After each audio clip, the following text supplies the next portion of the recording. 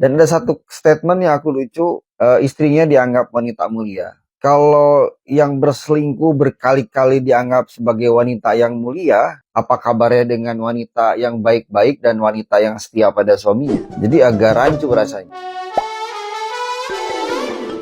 Hola netizen yang tercinta, perselingkuhan Shahnaz dan Randy Kairnet terungkap usai dibongkar sang istri Lady Nayawan. Randy pun mengakuinya. Meski demikian, sikap suami Shahnaz JJ Gopinda dengan mempertahankan rumah tangganya dengan Syahnaz Sadiqah menuai kritik publik. Salah satu hal yang kontroversial dari sikap JJ Gopinda yang menyebut Syahnaz Sadiqah sebagai wanita mulia pun jadi gunjingan. Ungkapan JJ itu dilakukan saat ia tampil bersama istrinya untuk menanggapi isu perselingkuhan yang terjadi. Saat itu, JJ sempat mengatakan bahwa ia menghormati dua sosok wanita dalam hidupnya. Ungkapan JJ kepada Shahnaz dengan sebutan wanita mulia kemudian kini jadi kontroversi di tengah pro kontra terhadap sosok Shahnaz oleh publik. Ungkapan itu juga ikut dikomentari oleh pengacara Farhad Abbas yang heran dengan menduga adanya kemungkinan JJ Gopinda yang bergantung secara ekonomi pada istrinya. Ungkapan yang menyebut Shahnaz sebagai wanita mulia itu pun ramai disindir netizen yang berbakti. Nah, gimana nih menurut netizen yang maha benar? Silahkan berkomentar ya.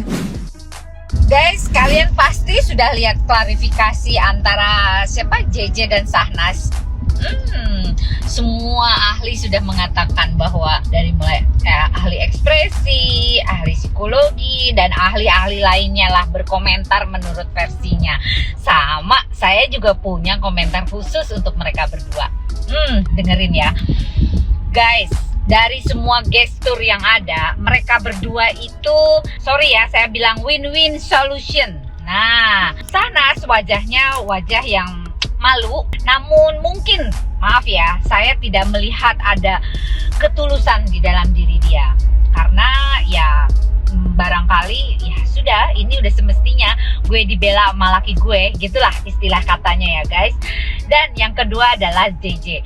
JJ juga merasa puas tuh, gitu, merasa puas dan merasa tenang dia dalam cara dia berbicara ya, bahwa dia menjelaskan bahwa memang benar terjadi perselingkuhan antara Shahnaz dan Randy. Puas tuh, dia menang 1 poin. Karena apa? Saya lucu aja sih dengan statementnya dia gitu loh. Kenapa sih orang berpikiran bahwa memang lu salah, memang Shahnaz salah, katanya gitu ya, anggapannya seperti itu. Namun dia mendapatkan satu publish yang luar biasa dan pengakuan dari seluruh netizen bahwa dia adalah seorang laki-laki yang gentleman, laki-laki yang patut diacungin jempol, laki-laki yang memang bertanggung jawab terhadap anaknya, yang mengetahui, yang peduli tentang kesehatan mental anaknya dan sebagainya. Pokoknya hal-hal yang positif untuk JJ. Itu poin dia yang dia dapatkan dari kasus ini guys. Nah, dan dia pun juga barangkali nanti akan naik lagi masalah karirnya guys. Nah gitu ya. Mungkin ini bagian dari trik kalau menurut saya. Mudah-mudahan ya, ini saya salah dalam memprediksi ini. Namun kita lihat ke depannya, apakah terus berlanjut atau memang hanya meredam saja agar ini tidak terpublish secara jor-joran. Yang sekarang ini kan terlalu publishing banget gitu ya guys. Nah, dia nunggu waktu sama seperti dulu Cut Tari kan. Dulu juga kan suaminya membela bisa-bisa, mendampingi Cut Tari dan sebagainya. Sama, ini pun juga kasusnya mirip-mirip ya. Nanti mungkin kedepannya akan terjadi, amit-amit ya, jangan sampailah bercerai dan sebagainya, jangan sampai. Dan kita berdoa aja, mudah-mudahan dengan adanya kasus ini adalah kasus yang memang pertama dan terakhir, jangan sampai ada lagi kasus tersebut dengan hal yang sama, perselingkuhan dan sebagainya. Aku sih cuman mau ungkapin keresahan hati aja ya dengan berita yang lagi viral tentang klarifikasinya salah satu artis lah yang lagi bermasalah pada dasarnya memang rumah tangga yang menjalani mereka. Cuman alangkah bodohnya aja di saat pasangan kita, terutama istri kita nih selingkuh, memaafkan dan tetap mau melanjutkan rumah tangganya. Ya pada dasarnya memang rumah tangganya mereka ya. Cuman bukan untuk menyuruh bercerai atau berpisah, bukan. Tapi pertanyaannya, apakah ada jaminan bahwa si laki-lakinya ini akan menerima apa adanya gitu ya. Yang kasarnya bekas orang gitu ya. Dan sudah terlalu jauh berhubungannya. Jadi agak aneh aja rasanya ya. Jadi memang cinta sama bodoh tuh bedanya tipis ya. Kalau nggak bisa bedain tuh bedanya tipis sekali. Dan ada satu statement yang aku lucu, istrinya dianggap wanita mulia.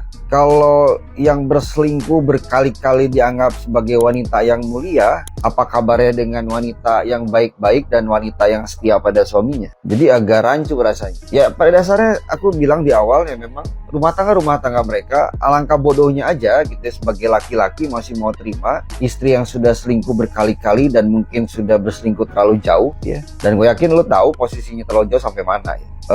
Dan tidak ada permintaan maaf sama sekali terhadap si istri yang bersangkutan ya, istri yang jadi selingkuhannya itu. Aneh aja rasanya gitu. Seakan-akan suaminya ini melakukan pembelaan, melakukan pembenaran dan melakukan pembiaran seakan-akan hal biasa. Jadi agak lucu aja.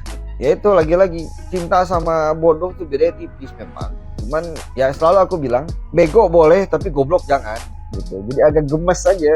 Aku lihatnya gemes aja, bukan sama ceweknya, bukan sama istrinya, tapi sama lakinya gitu. Kok ada ya laki-laki sebodoh itu? Pertanyaan cuma satu yang aku bakal mau tanya. Yakin gak bakal ada trauma? Yakin bakal tidak akan mengulang? Itu aja pertanyaannya. Apakah bakal nyaman? Akhirnya ada yang kasih klarifikasi juga kan. Walaupun akhirnya banyak sekali micro expression expert yang mengatakan sebetulnya nggak tulus-tulus amat tuh pernyataan klarifikasinya. Itu namanya dilihat dari body language. Guys, body language itu adalah bahasa yang paling jujur dari seseorang dan tidak bisa bohong.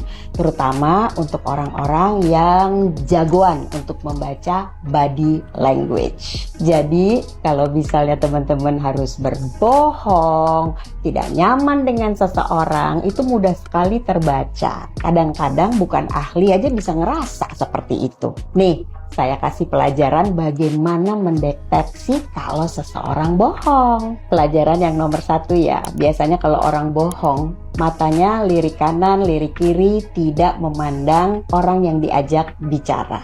Selain matanya, bibirnya pun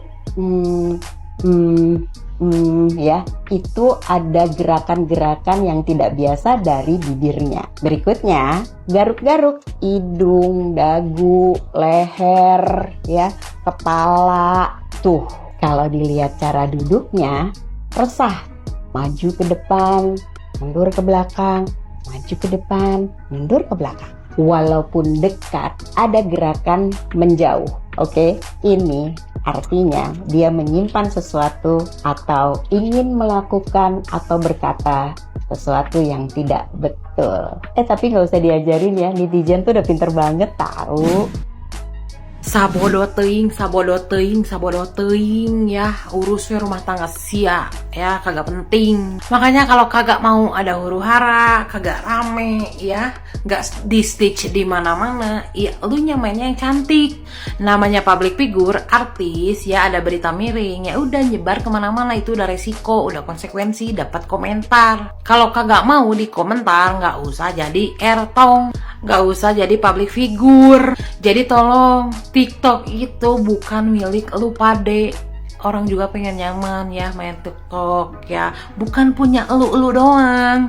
Jadi upayakan kalau misalkan elu kagak mau ada berita, jangan bikin huru-hara mainnya yang cantik. Nah, ini baru agak mending.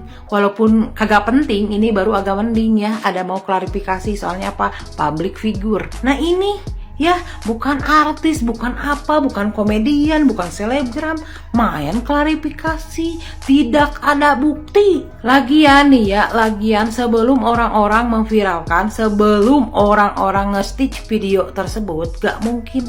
Itu gak bakalan terjadi kalau gak ada video utama. Jadi usahakan lu itu yang merasa kelarin dulu urusan dengan video pertama, baru orang-orang juga gak bakalan mau sebenarnya ngurusin hidup lu. Hidup orang aja, hidup kita udah pusing.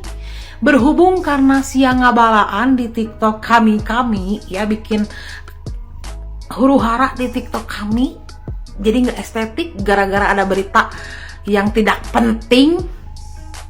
Makanya orang juga manusiawi mengstitch, memviralkan.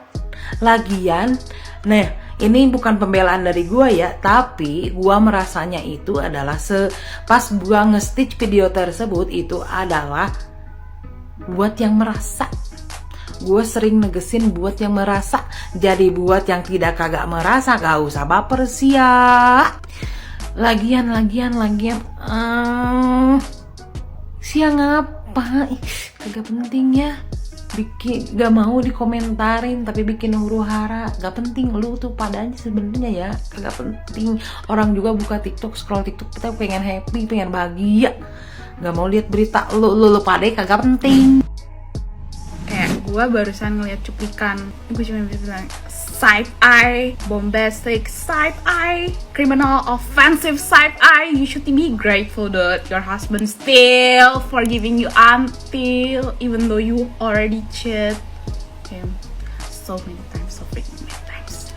If I am your husband, once you cheat, I already divorce you. For real though, for real. Gedak banget anjir.